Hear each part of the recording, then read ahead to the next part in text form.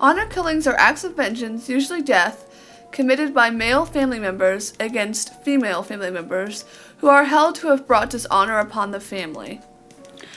This brings me to the story of Dinez Mahmoud, who you see on the screen. She was brutally murdered by her father in London. A young life snuffed out. Dinez was a caring, loving young woman with the whole of her life in front of her, and that life has been brutally cut short by the very people that should have loved her and protected her.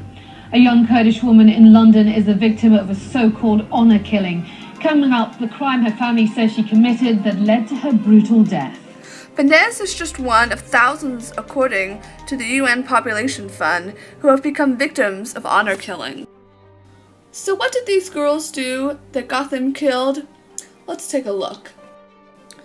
While most of the young women lived out what we would consider normal lives in a Western culture, to their families, they were acts of a horrible nature. The families saw Western ideals as evil and not in line with Islamic teachings. The only real solution was to kill them for their dishonorable acts.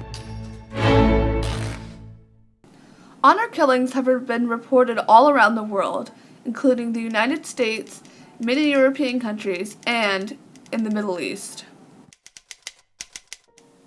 In Jordan, Syria, Morocco, Turkey, Pakistan, and Egypt. All of these countries either allow honor killings or have a very great legal bias in favor of men. In the ongoing protests and uprisings in the Middle East, many of the strongest voices are among women. Perhaps it is ironic that the same women who want Western values, such as democracy and free elections, could be killed by their families for not abiding to the Islamic traditions they were born into. This past year, on the International Women's Day, thousands of women in Turkey showed up to protest against the Turkish government and the legal system there that does not protect them.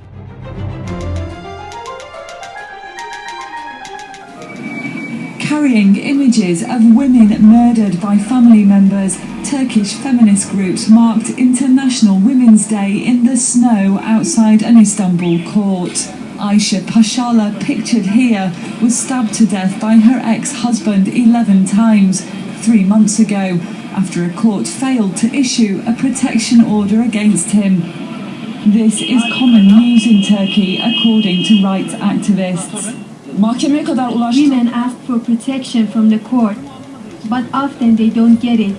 And when they leave the court, it is likely they can be killed. The collective called on the government to address the rising trend of women murders, as noted recently in a report by the Justice Ministry. So what can we do?